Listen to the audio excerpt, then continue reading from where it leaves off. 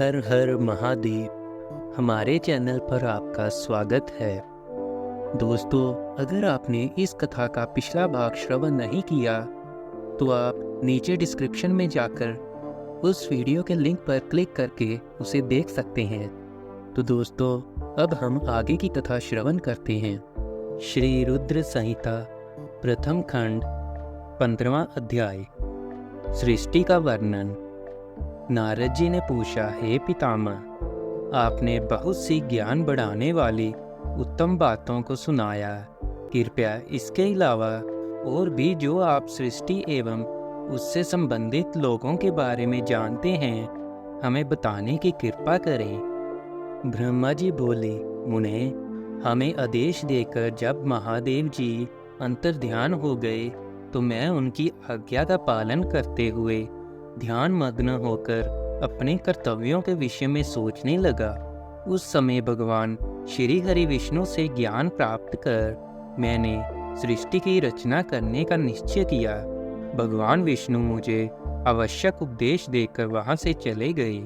भगवान शिव की कृपा से ब्रह्मांड से बाहर वैकुंठ धाम में जा पहुँचे और वहीं निवास करने लगे। सृष्टि की रचना करने के उद्देश्य से मैंने भगवान शिव और विष्णु का स्मरण करके जल को हाथ में लेकर ऊपर की ओर उछाला। इससे वहाँ एक अंड प्रकट हुआ जो 24 तत्वों का समूह कहा जाता है। वह विराट आकार वाला अंड जड़ रूप में था। उसे चेतनता प्रदान करने हेतु मैं कठोर तप करने लगा और 12 वर्षों तक तप करता रहा। तब श्री हरि विष्णु स्वयं प्रकट हुए और प्रसन्नतापूर्वक बोले। श्री विष्णु ने कहा, ब्राह्मण, मैं तुम पर प्रसन्न हूँ। जो इच्छा हो वर मांग लो। भगवान शिव की कृपा से मैं सब कुछ देने में समर्थ हूँ। ब्रह्मा बोले, महाभाग, आपने मुझ पर बड़ी कृपा की है। भगवान शंकर ने मुझे आपके हाथों में सौंप दिया है। आपको मैं नमस्कार करता हूँ। कृपा कर इस विराट 24 तत्वों से बने अंड को चेतना प्रदान कीजिए। मेरे ऐसा कहने पर श्री विष्णु ने अनंत रूप धारण कर अंड में प्रवेश किया। उस समय उनके सहस्त्रों मस्तक, सहस्त्र आंखें और सहस्त्र पैर थे। उनके अंड में प्रवेश करते ही वह चेतन हो गया। पाताल से सत्यलोक तक अंड के रूप में वहां विष्णु भगवान विराजने लगे। अंड में विराजमान होने के कारण विष्णु जी वैराज पुरुष कहलाए। पंचमुख महादेव ने अपने निवास हेतु कैलाश नगर का निर्माण किया। देवऋषि संपूर्ण ब्रह्मांड का नाश होने पर भी वैकुंठ और कैलाश अमर रहेंगे, अर्थात इनका नाश नहीं हो सकता। महादेव की आज्ञा से ही मुझ में सृष्टि की रचना करने की इच्छा उत्पन्न हुई है। अनजाने में ही मुझसे तमोगुणी सृष्टि की उत्पत्ति हुई, जिसे अविद्या पंचक कहते हैं। उसके पश्चात भगवान शिव की आज्ञा से स्थावर संज्ञक वृक्ष, जिसे पहला सर्ग कहते हैं, का निर्माण हुआ, परंतु पुरुषार्थ का साधक नहीं था। अतः दूसरा सर्ग त्रियक स्त्रोता प्रकट हुआ। ये दुखों से भरा हुआ था। तब ब्रह्मा जी द्वारा उधर्व स्त्रोता नामक तीसरे सर्ग की रचना की गई। जे सात्विक सर्ग देव सर्ग के नाम से प्रसिद्ध हुआ। ये सर्ग सत्यवादी तथा परम सुखदायक है। इसकी रचना के उपरांत मैंने पुनः शिव चिंतन आरंभ कर दिया। तब एक रजोगुणी सृष्टि का आरंभ हुआ जो अर्वक स्त्रोता नाम से विख्यात हुआ। इसके बाद मैंने 5 विकृत सृष्टि और 3 प्राकृत सर्गों को जन्म दिया। पहला महत्तव, दूसरा भूतो और तीसरा व्याकारिक सर्ग है। इसके अलावा 5 विकृत सर्ग हैं। दोनों को मिलाकर कुल 8 सर्ग होते हैं। 9वां कुमार सर्ग है, जिससे सनत सनंदन कुमारों की रचना हुई है। सनत आदि मेरे 4 मानस पुत्र हैं, जो ब्रह्मा के समान हैं। वे महान व्रत का पालन करने वाले हैं। वे संसार से विमुख एवं ज्ञानी हैं। उनका मन शिव चिंतन में लगा रहता है। मुनि नारद मेरी आज्ञा पाकर भी उन्होंने सृष्टि के कार्य में मन नहीं लगाया। इससे मुझ में क्रोध प्रवेश कर गया। तब भगवान विष्णु ने मुझे समझाया और भगवान शिव की तपस्या करने के लिए कहा। मेरी घोर तपस्या से मेरी भौहों और नाक के मध्य भाग से महेश्वर की 3 मूर्तियां प्रकट हुई, जो पूर्वांश, सर्वेश्वर एवं दया सागर थीं, और भगवान शिव का अर्धनारीश्वर रूप प्रकट हुआ। जन्म मरण से रहित परम तेजस्वी सर्वज्ञ नीलकंठ साक्षात उमा वल्लभ भगवान महादेव के साक्षात दर्शन कर मैं धन्य हो गया। मैंने भक्ति भाव से उन्हें प्रणाम किया और उन्हें प्रसन्न करने के लिए उनकी स्तुति करने लगा। तब मैंने उनसे जीवों की रचना करने की प्रार्थना की। मेरी प्रार्थना स्वीकारते हुए देवादिदेव भगवान शिव ने रुद्रगणों की रचना की। तब मैंने उनसे पुनः कहा, देवेश्वर शिव शंकर, अब आप संसार की मोह माया में लिप्त ऐसे जीवों की रचना करें जो मृत्यु और जन्म के बंधन में बंधे हों। ये सुनकर महादेव जी हंसते हुए कहने लगे। शिवजी ने कहा, हे ब्रह्मा, मैं जन्म और मृत्यु के भय में लिप्त जीवों की रचना नहीं करूंगा, क्योंकि वे जीव संसार रूपी बंधन में बंधे होने के कारण दुखों से युक्त होंगे। मैं सिर्फ उनका उद्धार करूंगा, उन्हें परम ज्ञान प्रदान कर उनके ज्ञान का विकास करूंगा। हे प्रजापते, इन जीवों की रचना आप करें। मोह माया के बंधनों में बंधे इस प्रकार के जीवों की सृष्टि करने पर भी आप इस माया में नहीं बंधेंगे। मुझसे इस प्रकार कहकर महादेव शिव शंकर अपने पार्षदों के साथ वहां से अंतर ध्यान हो गए। 16वां अध्याय, सृष्टि की उत्पत्ति। ब्रह्मा जी बोले, नारद, शब्द आदि पंचभूतों द्वारा पंचकरण करके उनके स्थूल आकाश, वायु, अग्नि, जल और पृथ्वी, पर्वत, समुद्र, वृक्ष और कला आदि से युगों और कालों की मैंने रचना की तथा और भी कई पदार्थ मैंने बनाए। उत्पत्ति और विनाश वाले पदार्थों का भी मैंने निर्माण किया है, परंतु जब इससे भी मुझे संतोष नहीं हुआ तो मैंने माँ अम्बा सहित भगवान शिव का ध्यान करके सृष्टि के अन्य पदार्थों की रचना की और अपने नेत्रों से मरीच को, हृदय से भृगु को, सिर से अंगीरा को, कान से मुनिश्रेष्ठ पुलह को, उदान से पुलस्त्य को, समान से वशिष्ठ को, अपान से क्रतु को, दोनों कानों से अत्रि को, प्राण से दक्ष को और गोद से तुमको, छाया से कर्दम मुनि को उत्पन्न किया। सब साधनाओं के साधन धर्म को भी मैंने अपने संकल्प से प्रकट किया। मुनि श्रेष्ठ, इस तरह साधकों की रचना करके महादेव जी की कृपा से मैंने अपने को कृतार्थ माना। मेरे संकल्प से उत्पन्न धर्म मेरी आज्ञा से मानव का रूप धारण कर साधन में लग गए। इसके उपरांत मैंने अपने शरीर के विभिन्न अंगों से देवता व असुरों के रूप में अनेक पुत्रों की रचना करके उन्हें विभिन्न शरीर प्रदान किए। तत्पश्चात भगवान शिव की प्रेरणा से मैं अपने शरीर को 2 भागों में विभक्त कर 2 रूपों वाला हो गया। मैं आधे शरीर से पुरुष व आधे से नारी हो गया। पुरुष स्वयंभू मनु नाम से प्रसिद्ध हुए एवं उच्च कोटि के साधक कहलाए। नारी रूप से शत्रुपा नाम वाली योगिनी एवं तपस्विनी स्त्री उत्पन्न हुई। मनु ने विवाहिक विधि से अत्यंत सुंदरी शत्रुपा का पानी ग्रहण किया और मैथुन द्वारा सृष्टि को उत्पन्न करने लगे। उन्होंने शत्रुपा से प्रियव्रत और उत्तानपाद नामक 2 पुत्र तथा आकुति, देवहूति और प्रस्तुति नामक 3 पुत्रियां प्राप्त की। आकुति का रुचि मुनि से, देवहूति का कर्दम मुनि से तथा प्रसूति का दक्ष प्रजापति के साथ विवाह कर दिया गया। इनकी संतानों से पूरा जगत चराचर हो गया। रुचि और आकुति के विवाहिक संबंध में यज्ञ और दक्षिणा नामक स्त्री पुरुष का जोड़ा उत्पन्न हुआ। यज्ञ की दक्षिणा से 12 पुत्र हुए। उन्हें कर्दम और देवहूति के संबंध से बहुत सी पुत्रियां पैदा हुई। दक्ष और प्रसूति से 24 कन्याएं हुईं।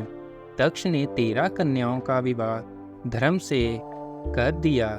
ये 13 कन्याएं श्रद्धा, लक्ष्मी, धृति, तुष्टि, पुष्टि, मेधा, क्रिया, बुद्धि, लज्जा, वसु, शांति, सिद्धि और कीर्ति हैं। अन्य 11 कन्याओं ख्याति, सती, संभूति, समृति, प्रीति, क्षमा, सन्नति, अनसूया, ऊर्जा, स्वाहा और स्वधा का विवाह भृगु, शिव, मरीचि, अंगिरा, पुलस्त्य, पुलह, क्रतु, अत्रि, वशिष्ठ, अग्नि और पितृ नामक मुनियों से संपन्न हुआ।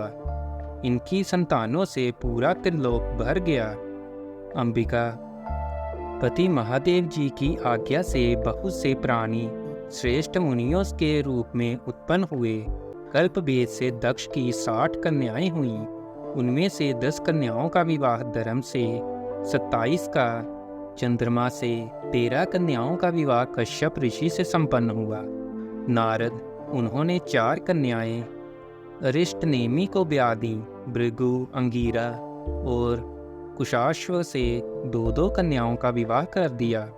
कश्यप ऋषि की संतानों से संपूर्ण त्रिलोक आलोकित है। देवता, ऋषि, दैत्य, वृक्ष, पक्षी, पर्वत तथा लताएं आदि कश्यप पत्नियों से पैदा हुए हैं। इस तरह भगवान शंकर की आज्ञा से ब्रह्मा जी ने पूरी सृष्टि की रचना की। सर्वव्यापी शिवजी द्वारा तपस्या के लिए प्रकट देवी, जिन्हें रुद्रदेव ने त्रिशूल के अग्रभाग पर रखकर उनकी रक्षा की, वे सती देवी ही दक्ष से प्रकट हुई थी। उन्होंने भक्तों का उद्धार करने के लिए अनेक लीलाएं की। इस प्रकार देवी शिवा ही सती के रूप में भगवान शंकर की अर्धांगिनी बनी। परंतु अपने पिता के यज्ञ में अपने पति का अपमान देखकर उन्होंने अपने शरीर को यज्ञ की अग्नि में भस्म कर दिया। देवताओं की प्रार्थना पर ही वे महासती पार्वती के रूप में प्रकट हुईं और कठिन तपस्या करके उन्होंने पुनः भगवान भोलेनाथ को प्राप्त कर लिया। वे इस संसार में कालिका, चंडिका, भद्रा, चामुंडा, विजय, जया, जयंती, भद्रकाली, दुर्गा, भगवती, कामाख्या, कामदा, अम्बा, मृडानी और सर्वमंगला आदि अनेक नामों से पूजी जाती हैं। देवी के ये नाम भोग और मोक्ष को देने वाले हैं। मुनि नारद, इस प्रकार मैंने तुम्हें सृष्टि की उत्पत्ति की कथा सुनाई है। पूरा ब्रह्मांड भगवान शिव की आज्ञा से मेरे द्वारा रचा गया है। भगवान विष्णु और ब्रह्मा और रुद्र आदि तीनों देवता उन्हीं महादेव के अंश हैं। भगवान शिव निर्गुण और सगुण हैं। वे शिवलोक में शिवा के साथ निवास करते हैं। 17वां अध्याय, पापी गुणनिधि की कथा।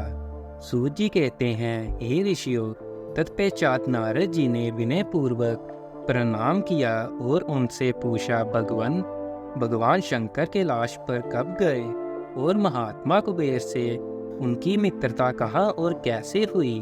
प्रभु शिव जी कैलाश पर क्या करते हैं? कृपया कर मुझे बताइए। इसे सुनने के लिए मैं बहुत उत्सुक हूँ। ब्रह्मा जी बोले, हे नारद, मैं तुम्हें चंद्रमौली भगवान शिव के विषय में बताता हूँ।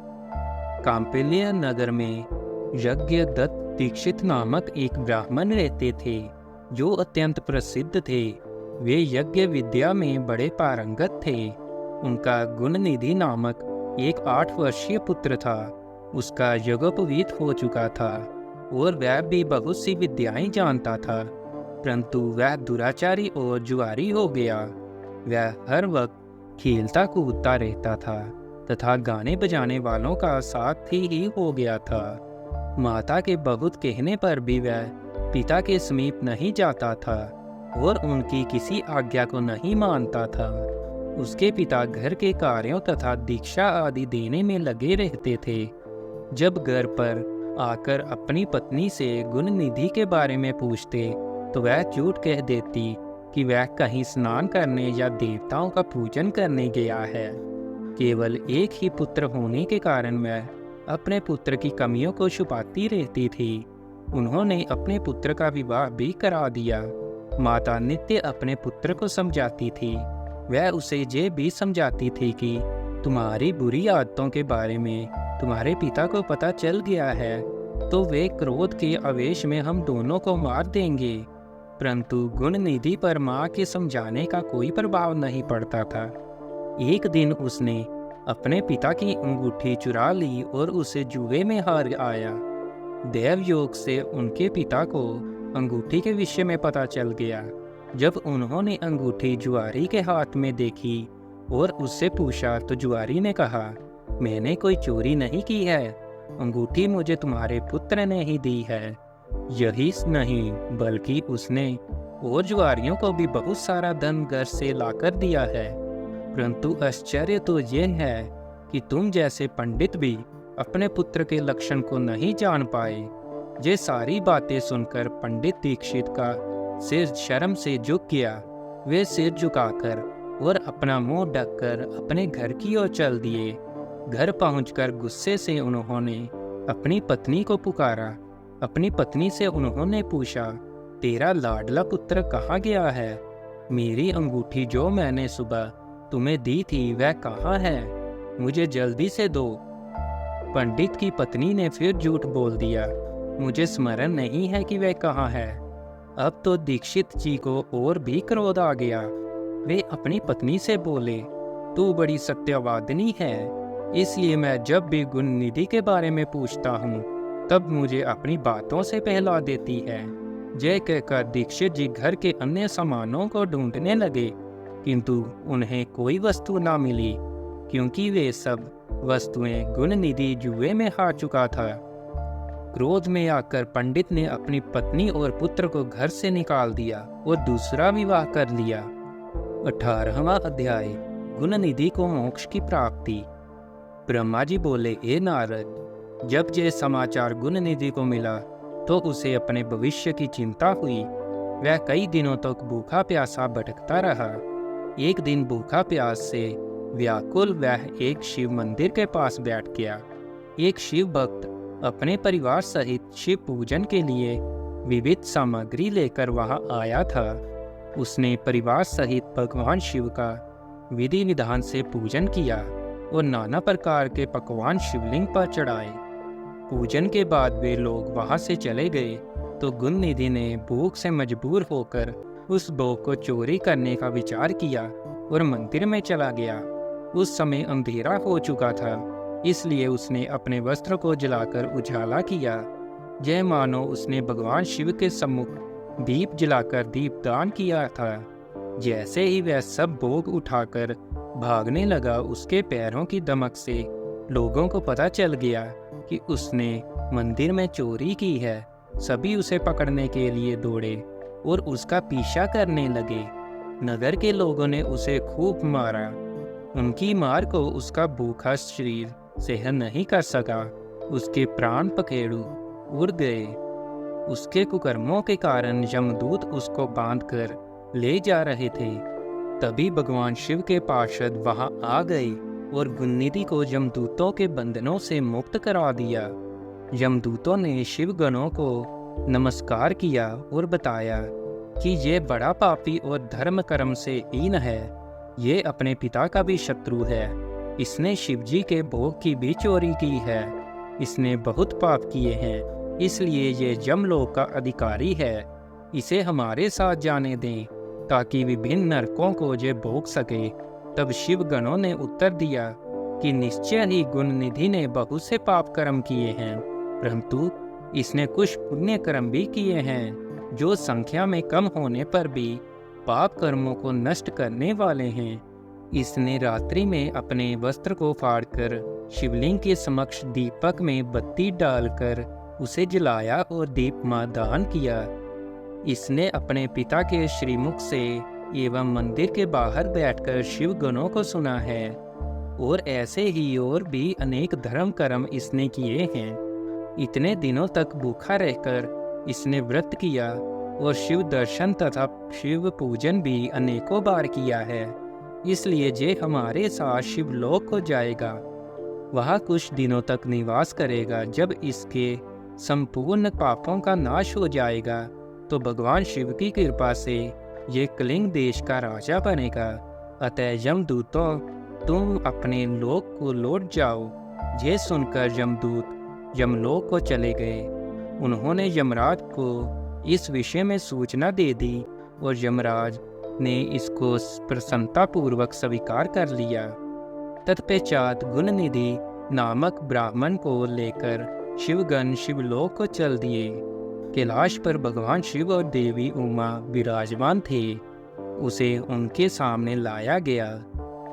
गुणनिधि ने भगवान शिव उमा की चरण वंदना की और उनकी स्तुति की।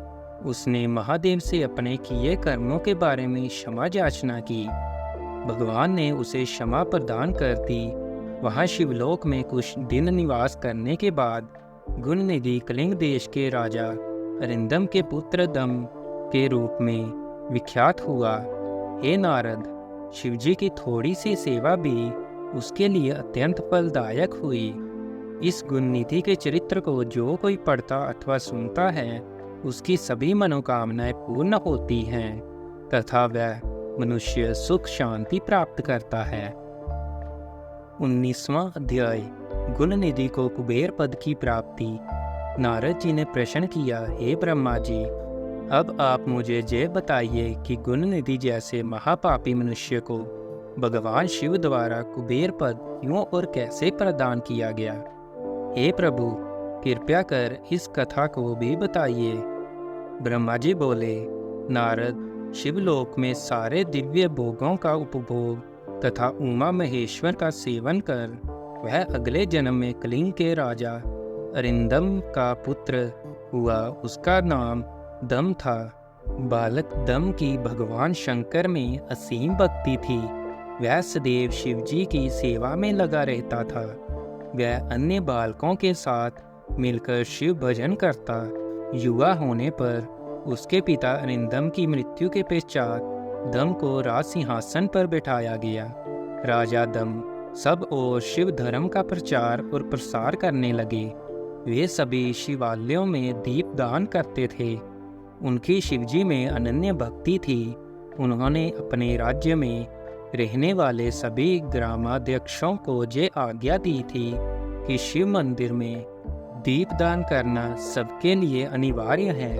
अपने गांव के आसपास जितने शिवालय हैं, वहां सदा दीप जलाना चाहिए। राजा दम ने आजीवन शिव धर्म का पालन किया। इस तरह वे बड़े धर्मात्मा कहलाए। उन्होंने शिवालयों में बहुत से दीप जलवाए। इसके फलस्वरूप वे दीपों की प्रभा के आश्चर्य हो मृत्युपरांत अलकापुरी के स्वामी बने। ब्रह्मा जी बोले, हे नारद, भगवान शिव का पूजन व उपासना महान फल देने वाली है। दीक्षित के पुत्र गुणनिधि ने जो पूर्ण अधर्मी था, भगवान शिव की कृपा पाकर दिक्पाल का पद पा लिया था। अब मैं तुम्हें उसकी भगवान शिव के साथ मित्रता के विषय में बताता हूँ। नारद, बहुत पहले की बात है। मेरे मानस पुत्र पुलस्त्य से विश्रवा का जन्म हुआ और विश्रवा के पुत्र कुबेर हुए। उन्होंने पूर्व काल में बहुत कठोर तप किया। उन्होंने विश्वकर्मा द्वारा रचित अलकापुरी का उपभोग किया। मेघवाहन कल्प के आरंभ होने पर वे कुबेर के रूप में घोर तप करने लगे। वे भगवान शिव द्वारा प्रकाशित काशीपुरी में गए और अपने मन के रत्नमय दीपों से 11 रुद्रों को उद्बोधित कर वे तन्मयता से शिवजी के ध्यान में मग्न होकर निश्चल भाव से उनकी उपासना करने लगे। वहाँ उन्होंने शिवलिंग की प्रतिष्ठा की। उत्तम पुष्पों द्वारा शिवलिंग का पूजन किया। कुबेर पूरे मन से तप में लगे थे। उनके पूरे शरीर में केवल हड्डियों का ढांचा और चमड़ी ही बची थी। इस प्रकार उन्होंने 10,000 वर्षों तक तपस्या की। तत्पश्चात भगवान शिव अपनी दिव्य शक्ति उमा के भव्य रूप के साथ कुबेर के पास गए।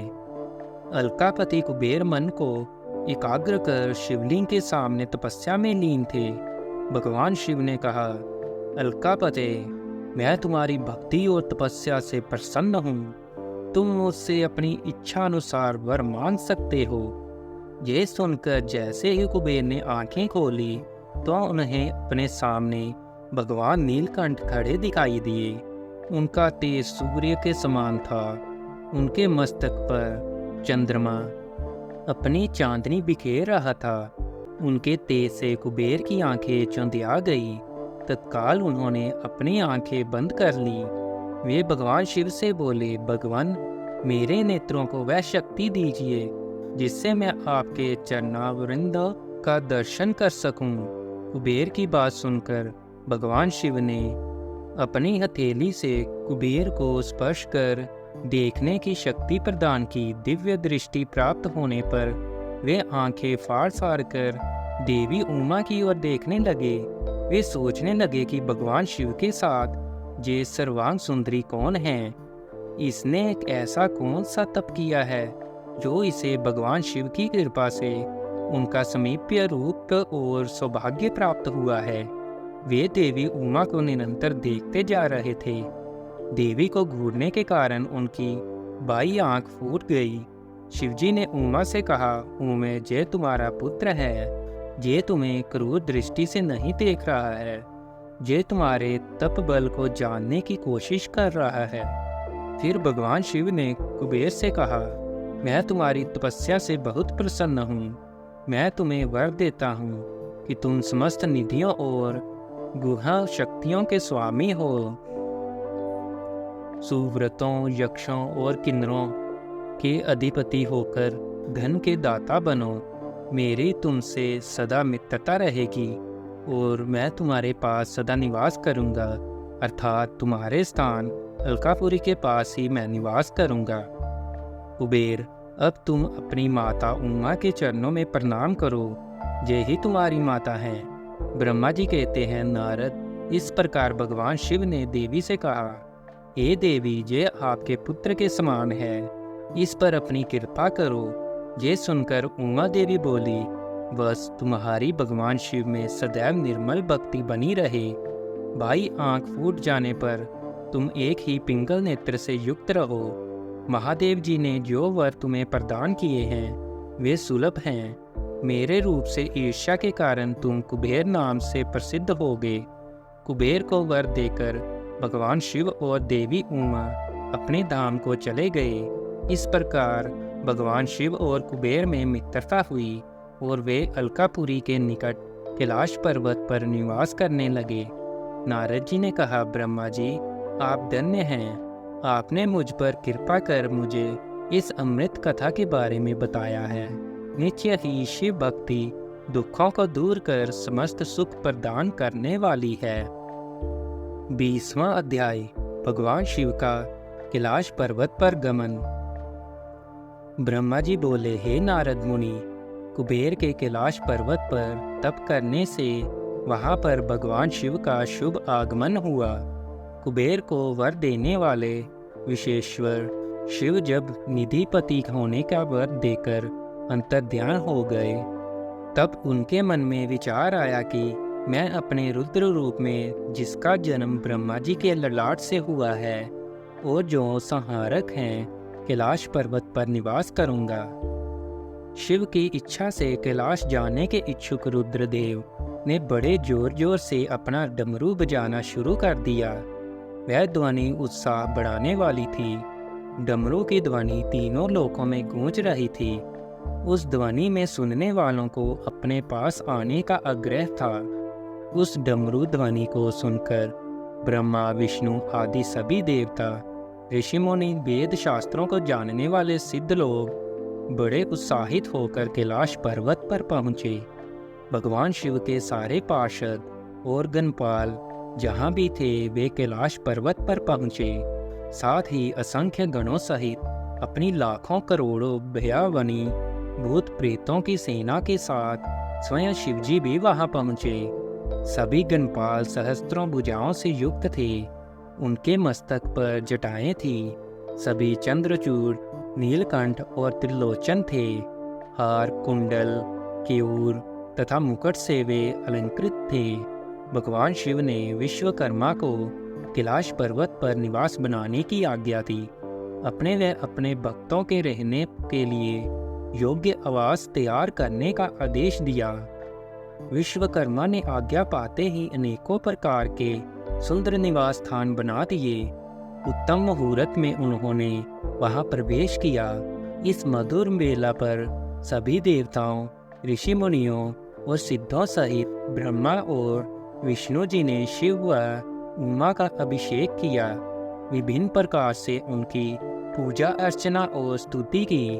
प्रभु की आरती उतारी। उस समय आकाश में फूलों की वर्षा हुई। इस समय चारों ओर भगवान शिव तथा देवी उमा की जय जयकार हो रही थी। सभी की स्तुति से प्रसन्न होकर भगवान शिव ने उन्हें उनकी इच्छा के अनुसार वरदान दिया तथा उन्हें अभीष्ट और मनोवांछित वस्तुएं भेंट की। तत्पश्चात भगवान शंकर की आज्ञा लेकर सभी देवता अपने अपने निवास को चले गए। कुबेर भी भगवान शिव की आज्ञा पाकर अपने स्थान अलकापुरी को चले गए। तत्पश्चात भगवान शंभु वहां निवास करने लगे। वे योग साधना में लीन होकर ध्यान में मग्न रहते।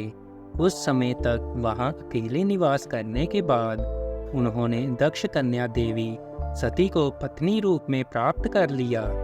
देव ऋषि अब रुद्र भगवान देवी सती के साथ वहां सुखपूर्वक विहार करने लगे। हे नारद, इस प्रकार मैंने तुम्हें भगवान शिव के रुद्र अवतार का वर्णन और उनके कैलाश पर आगमन की उत्तम कथा सुनाई है। तुम्हें शिवजी व कुबेर की मित्रता और भगवान शिव की अभिन्न लीलाओं के विषय में बताया है। उनकी भक्ति तीनों लोकों का सुख प्रदान करने वाली तथा मनोवांछित फलों को देने वाली है। इस लोक में ही नहीं परलोक में भी सद्गति प्राप्त होती है। इस कथा को जो भी मनुष्य एकाग्र होकर सुनता जा पढ़ता है वह इस लोक में सुख और भोगों को पाकर मोक्ष को प्राप्त होता है। नारद जी ने ब्रह्मा जी का धन्यवाद किया और उनकी स्तुति की। वे बोले कि प्रभु, आपने मुझे इस अमृत कथा को सुनाया है। आप महाज्ञानी हैं। आप सभी की इच्छाओं को पूर्ण करते हैं। मैं आपका आभारी हूँ। शिव चरित्र जैसा श्रेष्ठ ज्ञान आपने मुझे दिया है। हे प्रभु, आपको बारंबार नमन करता हूँ। तो दोस्तों, यहाँ आज की कथा समाप्त हुई। इसके आगे की कथा सुनने के लिए आप हमारे साथ बने रहिए। अगर आपको ये वीडियो अच्छी लगी है तो आप कमेंट करके ज़रूर बताएं। इस वीडियो को लाइक और शेयर ज़रूर करें। और अगर आपने अभी तक हमारे चैनल को सब्सक्राइब नहीं किया तो हमारे चैनल को सब्सक्राइब करें और बेल आइकन ज़रूर दबाएं, जिससे हमारी वीडियो आप तक पहुंचती रहे।